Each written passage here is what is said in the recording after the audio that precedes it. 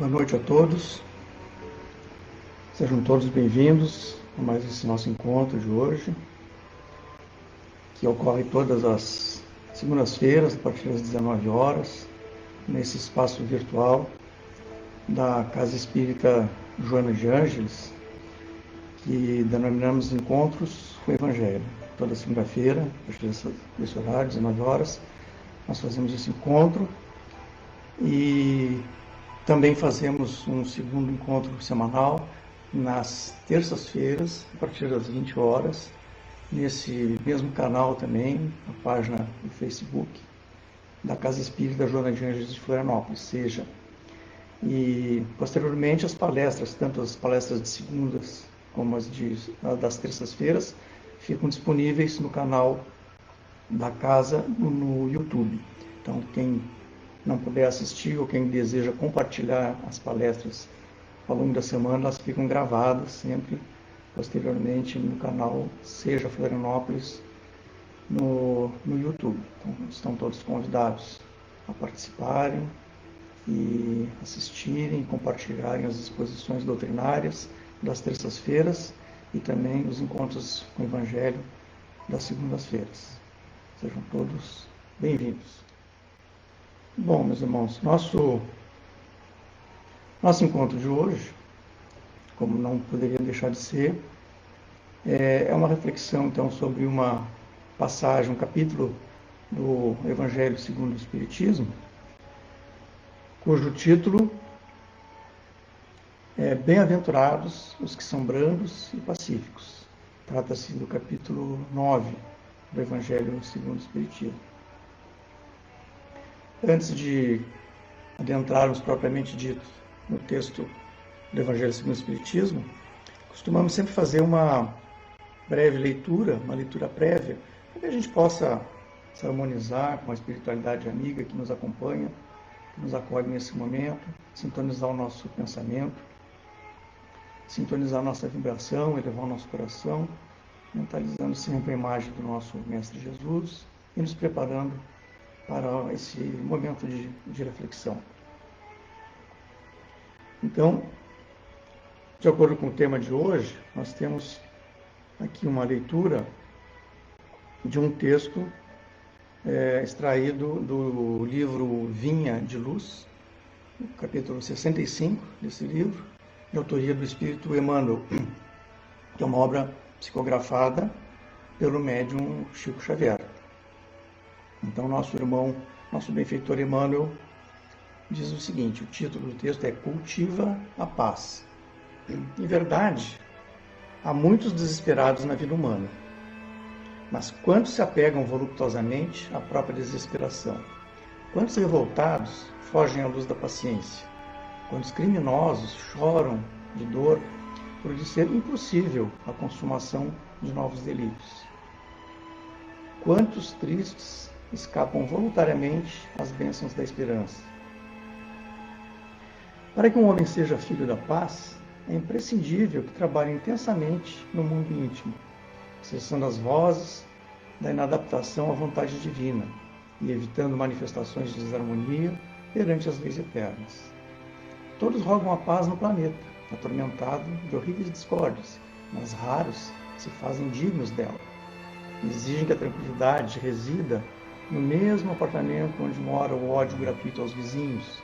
Reclamam que a esperança tome assento com conformação e rogam a fé que lhes aprove a ociosidade no campo da necessidade, a preparação espiritual. Para a esmagadora maioria dessas criaturas comodistas, a paz legítima é uma realização muito distante. Em todos os setores da vida, a preparação e o mérito devem anteceder ao benefício. Ninguém atinge o bem-estar em Cristo sem esforço no bem, sem disciplina elevada de sentimentos, sem iluminação no raciocínio.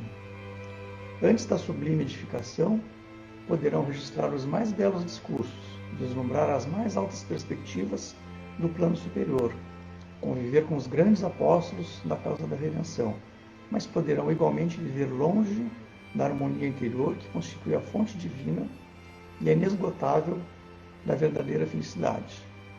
Porque se o homem ouve a lição da paz cristã sem o propósito firme de se lhe afeiçoar, é da própria recomendação do Senhor que este bem celestial volte ao núcleo de origem como intransferível conquista de cada um. Meditando então acerca dessas palavras, eu convido todos a elevar o nosso pensamento em prece, rogando ao nosso Pai Criador, nosso Pai de amor eterno, e ao nosso Mestre Jesus, que nos apoia nesse momento, juntamente com a espiritualidade, que nos acompanha, que nos acolhe, que nos guia. E elevemos então ao nosso Pai a oração que o Mestre nos ensinou. Pai nosso que estás nos céus, santificado seja o vosso nome. Venha a nós o vosso reino, e seja feita a vossa vontade, assim na terra como no céu. O nosso de cada dia nos dai hoje, e perdoai, Senhor, as nossas ofensas, assim como nós perdoamos a todos que nos têm ofendido. Não nos deixeis cair em novas tentações, e livrai-nos, Pai, de todo o mal. Que assim seja. Então, meus amigos, como eu havia dito, o nosso tema de hoje é referente ao capítulo 9 do Evangelho segundo o Espiritismo, titulado Bem-aventurados os que são brandos e pacíficos. Allan Kardec nos traz esse capítulo, na sua abertura, trazendo as palavras do Mestre Jesus no Evangelho de Mateus, que são bastante singelas. São 3 passagens do Evangelho de Mateus que diz o seguinte, no capítulo 5, versículo 5. Bem-aventurados os que são brandos, porque possuirão a terra.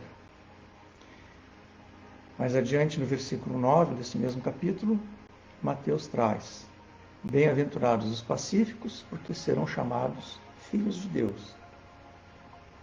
E por fim, nos versículos 21 e 22, Jesus nos ensina: Sabeis que foi dito aos antigos: Não matareis, e quem quer que mate, merecerá a condenação pelo juízo.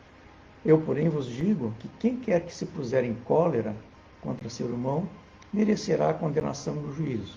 E aquele que disser ao seu irmão raca, merecerá condenado pelo conselho. E aquele que disser és louco, merecerá condenado ao fogo do inferno. Nosso Mestre Jesus sempre utiliza muitas vezes de palavras fortes, de metáforas e de uma linguagem que apropriada para a época e também para as pessoas que o ouviram, mas que até hoje ressoam nos nossos ouvidos da mesma forma. Nós precisamos também contextualizar o ensinamento do nosso mestre para poder entender. E o nosso mestre leonês Allan Kardec, no próprio texto do Evangelho segundo o Espiritismo, nos traz preciosos esclarecimentos acerca dessas palavras, desses ensinamentos do Mestre Jesus. Observemos que podemos destacar algumas palavras dessas frases que Jesus nos traz, onde ele fala da brandura, bem-aventurados os brandos, que possuirão a terra, e também da pacificidade, da candura, quando ele diz bem-aventurados os pacíficos, porque serão chamados filhos de Deus. E na terceira passagem, Jesus menciona o sentimento da cólera, de uma forma bastante forte, utilizando a figura de um termo da época, raca, que significa um termo pejorativo, uma pessoa que está com raiva, com ódio de alguém. Então ele usa esse termo, usa essa expressão para exemplificar, e ainda mais adiante ele fala que, como exemplo de sentimento de cólera, quando alguém chama um irmão de louco, enfim, um xingamento, uma palavra de baixo calão. Então Jesus quis exemplificar com essas expressões que a cólera, assim como a brandura e os sentimentos de pacificidade, são sentimentos que fazem parte da lei divina. Então, Allan Kardec nos esclarece logo adiante dessa passagem do Evangelho, dizendo que por essas expressões, por essas máximas, Jesus faz então da brandura, da moderação, da mansuetude, da afabilidade e da paciência uma lei de conduta, uma norma de conduta. E por consequência, Jesus condena a violência e a cólera, e até mesmo toda expressão descortês, como ele exemplifica nessas duas expressões que ele usa na fala dele, chamando de louco, ou a expressão raca. Então, se torna assim evidente que em todas as circunstâncias que o Mestre quis nos chamar a atenção, a intenção é que agrava ou atenua a falta que cometemos quando entramos numa vibração, num sentimento de cólera, né? Ou seja, quando abandonamos a brandura, a moderação e a mansuetude. Então, conforme nos esclarece o nosso mestre leonês, Allan Kardec, toda palavra ofensiva, toda palavra que exterioriza esses sentimentos de raiva, de ódio, de cólera, elas exprimem um sentimento que então é contrária, obviamente, à lei do amor e à lei da caridade, que o mestre nos ensina que deve presidir as nossas relações, as relações entre os homens e manter a concórdia e a união fraterna entre todos nós. Mas o que Jesus quis dizer, então, com essas palavras: bem-aventurados os que são brandos, porque possuirão a terra? Também pode nos parecer estranho essa recompensa, digamos assim, prometida pelo Mestre, falando que os brandos herdarão a terra, sendo que, na maior parte dos ensinamentos de Jesus, ele nos ensina que a nossa verdadeira recompensa é o reino de Deus, é o reino dos céus. Então, por que ele coloca aqui dessa forma, né? Então, a gente precisa entender um pouco o que o Mestre quis nos dizer. Bom, nós sabemos, né, a doutrina espírita, através dos ensinamentos dos espíritos superiores, nos ensinam que a Terra é um planeta de provas e expiações e que estamos, no momento atual, na era que estamos vivendo, passando por um momento de transição, em que o planeta Terra, como uma das muitas moradas na casa do Pai, por ser até então um planeta de provas e expiações, ele está passando por uma fase de transição e pouco a pouco se transformando numa morada de espíritos que Allan Kardec chama de mundo de regeneração, ou seja, um mundo mais evoluído dentro da escala dos mundos, segundo os ensinamentos dos nossos espíritos superiores, dos nossos mestres que passaram a codificação espírita através do codificador Allan Kardec. Então, tendo isso em questão, tendo isso em mente, nós podemos entender um pouco melhor a expressão que Jesus utiliza, que os mansos herdarão a terra.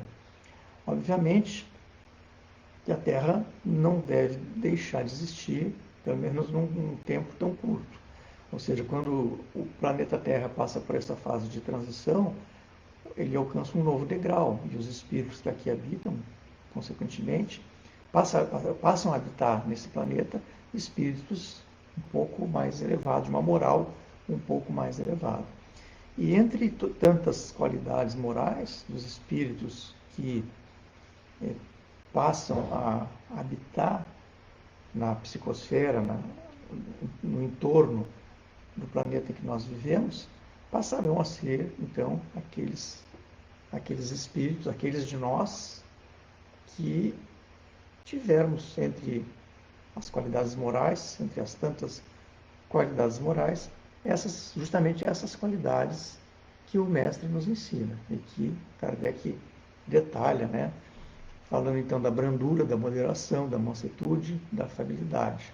Então, quando cultivamos esses sentimentos e afastamos do nosso coração aquele sentimento de ódio, de rancor, de raiva, nós estamos nos elevando do ponto de vista de elevação espiritual, de elevação moral. Né? Então, Jesus quis dizer com isso que, na sua maioria, os espíritos que deverão habitar a Terra a partir dessa transição para o mundo de provas e expiações devem ser espíritos mais elevados, que detêm entre as suas qualidades a mansuetude. Nós podemos também relacionar esses ensinamentos de Jesus com uma outra passagem bastante conhecida do Evangelho, que é o que aparece também no Evangelho segundo o Espiritismo, no capítulo 12, que é uma referência também no Evangelho de Mateus, no capítulo 5, os versículos 38 a 42, que é a famosa frase de Jesus, que ele nos recomenda oferecer a face esquerda quando nos batem na face direita. Para trazer exatamente as palavras que o Mestre nos coloca no Evangelho, e ele diz o seguinte: vós tendo ouvido o que se disse, olho por olho, dente por dente, eu, porém, vos digo que não resistais ao mal, mas que se alguém te ferir na tua face direita, oferece-lhe também a outra. E ao que quer demandar-te em juízo e tirar-lhe a túnica, larga-lhe também a capa. E se alguém te obrigar a ir carregado 1000 passos, vai com ele ainda mais outros 2000. Dá a quem te pede e não volte as costas ao que deseja que se lhe empreste. Então esse ensinamento reitera, né, o que foi trazido anteriormente, mostrando que o sentimento de ódio, o sentimento de raiva nos afasta do caminho do Cristo. É bastante difícil, né? Esse ensinamento é muito desafiador. Allan Kardec nos alerta, dizendo que os preconceitos no mundo a respeito daquilo que se convencionou chamar de ponto de honra, nos dão essa suscetibilidade sombria que advém do nosso orgulho e do nosso personalismo exagerado, que leva o homem a, quase sempre, né, geralmente, retribuir a injúria por injúria, retribuir um golpe por golpe, que é exatamente o preceito da lei mosaica que apregoava o olho por olho e dente por dente, que Jesus veio modificar, recomendando que a gente sempre ofereça a outra face. Obviamente que o ensinamento de Moisés era coerente com o tempo que ele vivia, né, a revelação que ele trouxe, e Jesus, alguns 1000 anos após, veio retificar esse pensamento. Agora, até hoje nós temos essa dificuldade porque nós sabemos que para nós, pessoas que temos o nosso orgulho, né, para o orgulhoso, nas palavras de Kardec, essa máxima parece uma covardia, porque ele não compreende que, na verdade, existe mais coragem em suportar um insulto do que em se vingar. Então, ainda hoje na sociedade, nós somos ensinados a não levar desaforo para casa, a revidar o mal com o mal. Muitos de nós ensinamos, até mesmo os nossos filhos, não leva desaforo para casa. Se um coleguinha te bater na escola, não deixa, né, revida. A gente ainda tem no nosso coração essa ideia do olho por olho, dente por dente. Então, Jesus já há 2000 anos nos ensina que não é a nossa melhor conduta, mas ainda hoje estamos longe, né, de chegar, mas precisamos perseverar no esforço de seguir o ensinamento do Mestre. Continuando na análise que Allan Kardec faz nos ensinamentos de Jesus, ele então destaca aqueles sentimentos, a afabilidade, a doçura, a paciência, a resignação.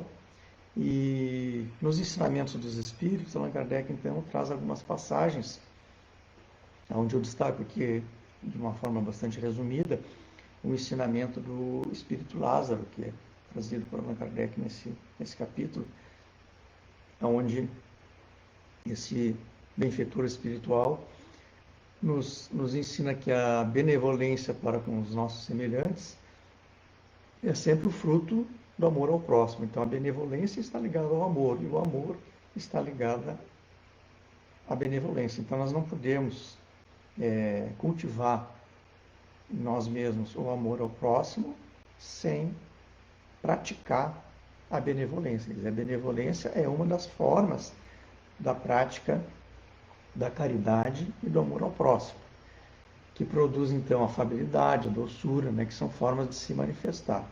No entanto, nem sempre a gente deve confiar nas aparências, né? O nosso benfeitor Lázaro nos alerta de que muitas vezes a educação, a necessidade do convívio social, muitas vezes nos dão apenas um verniz dessa qualidade, e que às vezes nós encontramos irmãos que aparentam essa afabilidade, essa doçura, mas que na verdade é apenas uma máscara, apenas um verniz, e que é na verdade uma roupagem que dissimula deformidades interiores. Então o mundo ainda hoje está cheio dessas criaturas que têm nos lábios um sorriso afável, de amabilidade, mas que no coração ainda destila o veneno. Então não basta a afabilidade exterior, nós temos que cultivar no fundo do nosso coração, nós temos que exteriorizar a afabilidade que vai no fundo da nossa alma, nós trazemos no fundo do nosso coração. Outro sentimento apontado pelo nosso Mestre Jesus, que é comentado também por um benfeitor espiritual, que se intitula Um Espírito Amigo, trazido por Allan Kardec, nesse capítulo do Evangelho, ele fala um pouquinho sobre a paciência, que é uma outra manifestação da brandura. Então, esse benfeitor espiritual nos esclarece que a paciência é uma forma de caridade. Então, ele diz que a paciência é uma caridade e que devemos praticá-la conforme nos ensina o nosso Mestre. E ele diz ainda que a caridade, que consiste da esmola, aquela caridade que costumamos praticar muitas vezes, até a caridade material, digamos assim, através da esmola, ela, segundo esse benfeitor espiritual, é a mais fácil de todas. E que, no entanto, mais penosa e, consequentemente, mais meritória é a caridade de perdoarmos uns aos outros, perdoarmos aqueles nossos irmãos que, de alguma forma, nos ofendem e que Deus colocou no nosso caminho justamente para serem instrumentos do nosso sofrer, instrumentos de prova que devemos superar. Então, é através do perdão, como Jesus nos coloca, de oferecer a outra face, no sentido de não cultivarmos o sentimento da vingança e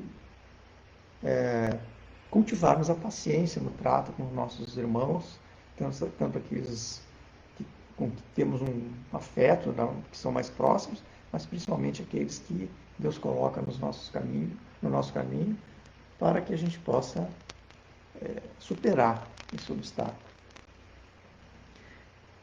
Depois o Espírito Lázaro também nos alerta para outra manifestação do sentimento, que é a obediência e a resignação, como também uma forma de brandura. E diz ele que a doutrina de Jesus nos ensina, em todos os pontos, a obediência e a resignação, como duas virtudes que são companheiras da doçura e da afabilidade. Mas, no entanto, o próprio benfeitor Lázaro nos alerta que não devemos confundir essa atitude de obediência e resignação com a negação do nosso sentimento da vontade. Então, ele não está nos prescrevendo que devemos abrir mão do nosso sentimento e da nossa vontade, mas que a obediência e a resignação, elas são frutos. A obediência é fruto da razão, e a resignação é o consentimento do coração. Então nós devemos cultivar essas atitudes, não de forma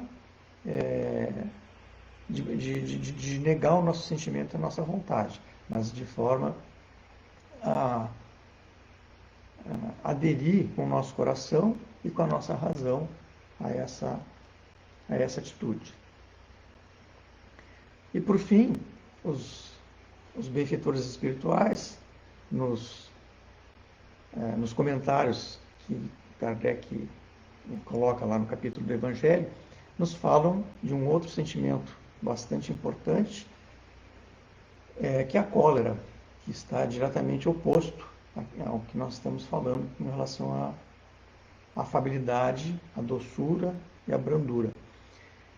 E segundo o Espírito Protetor, que assina a mensagem codificada por Kardec, o orgulho nos induz a julgarmos-nos mais do que somos e a não suportarmos uma comparação que nos possa rebaixar, quando nos consideramos acima dos nossos irmãos. O menor paralelo nos irrita e nos aborrece, e assim entregamos a cólera. Então, a gente pode compreender com essas palavras que a cólera é filha do orgulho. E o sentimento quando aflora em nosso coração, o sentimento da cólera, se nós fizermos um exame de consciência naquele momento, nós vamos ver que o que nos leva à cólera, faz vibrar o nosso coração o sentimento de cólera, é exatamente o nosso orgulho e o nosso egoísmo. Como diz aqui o nosso Espírito Protetor, toda vez que nós somos comparados, né, de forma que a gente se sinta rebaixado, ou quando nos consideramos que não estamos acima dos nossos irmãos, o nosso orgulho é ferido e advém o sentimento de cólera. Então somos levados ao sentimento da cólera sempre que nos deparamos com o nosso orgulho ferido. Até mesmo as nossas impaciências se originam da contrariedade, muitas vezes pueris, que decorrem da importância que cada um liga à sua personalidade, diante da qual entende que todos se devem dobrar. Em resumo, a cólera não exclui certas qualidades do coração, mas impede que se faça muito bem e pode levar à prática de muito mal. Isso deve, então, bastar para induzir o homem a esforçar-se para dominar esse sentimento. E o espírito, ao demais, é concitado a isso por outro motivo, de que a cólera é contrária à caridade, à humildade cristã.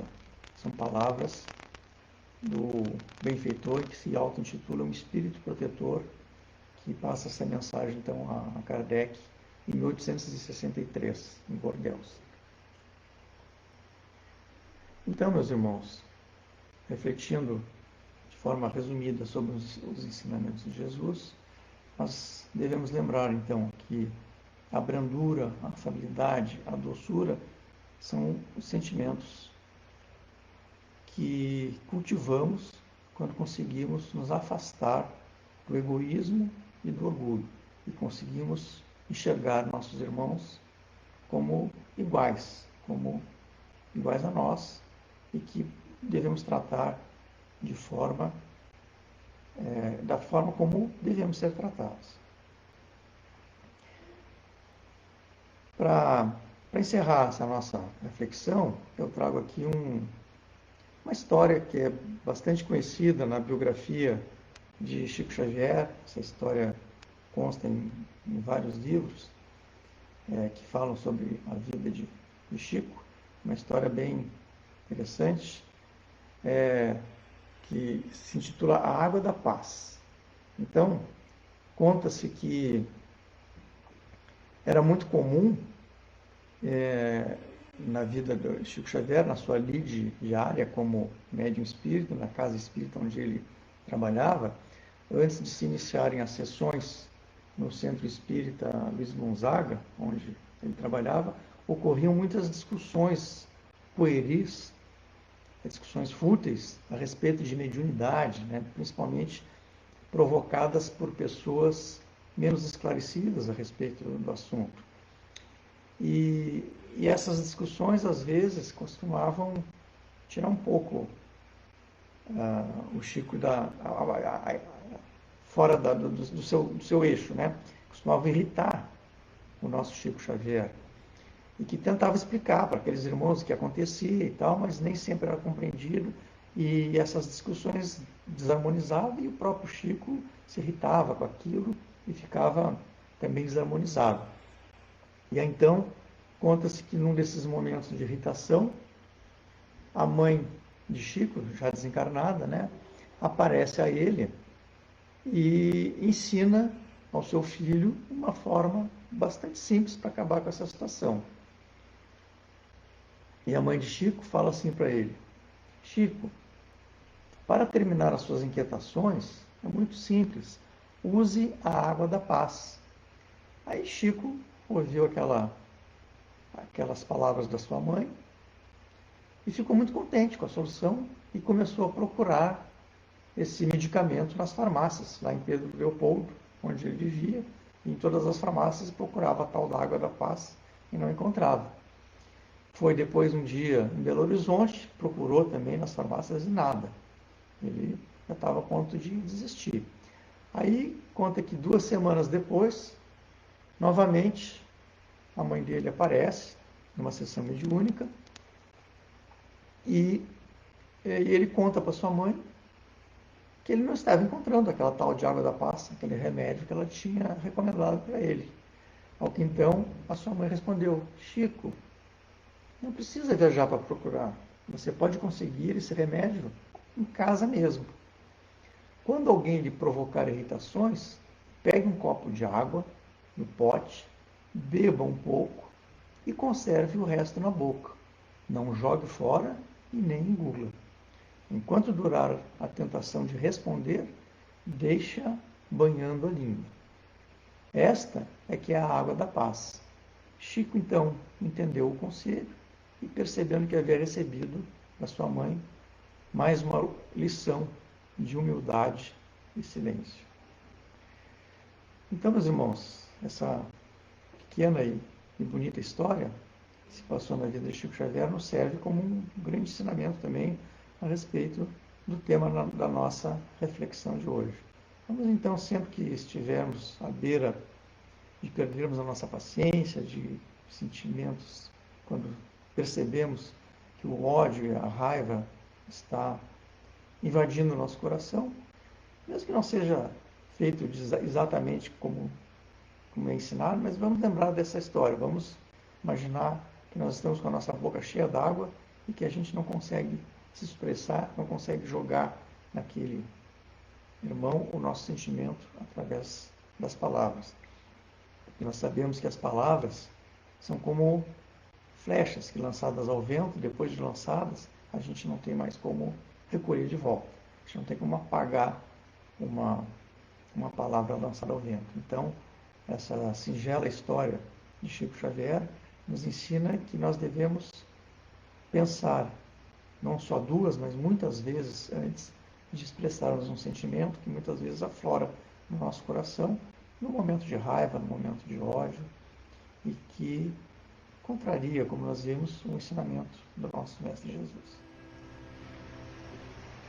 Então, nós encerramos nosso encontro de hoje, agradecendo a presença de todos, a participação de todos, e deixando mais uma vez o convite para que estejamos novamente aqui a cada segunda-feira, todas as segundas-feiras, nesse horário das 19 horas, através desse canal da Casa Espírita Joana de Ângeles, de Florianópolis, através do Facebook, assim como também nas terças-feiras, no horário das 20 horas, com as palestras doutrinárias. Fica então, mais uma vez, o convite. Para encerrar, então, convido a todos a levar o nosso pensamento em prece para agradecer ao nosso Pai por esse momento tão sublime. Pai amado, querido Mestre, queridos mentores, espíritos e irmãos que nos acompanham, que nos guiam, que nos conduzem, queremos agradecer por esse momento, agradecer agradecer pelo amparo amoroso que nos inspira, que abre o nosso coração para novos aprendizados, para novas reflexões. Te agradecemos, Pai, por todas as bênçãos recebidas, pela vida, pela paz, pela saúde, pelo nosso equilíbrio, pela nossa fé e pela nossa força interior. Mas te pedimos também, Pai, por todos aqueles irmãos mais necessitados que nós, que possam receber o Teu amparo amoroso e que possam fortalecer a fé, a esperança em dias melhores, e que possamos, Pai, todos nós superarmos as nossas provas. Que assim seja. Então, uma boa noite a todos e fiquem com Deus. Até o próximo encontro.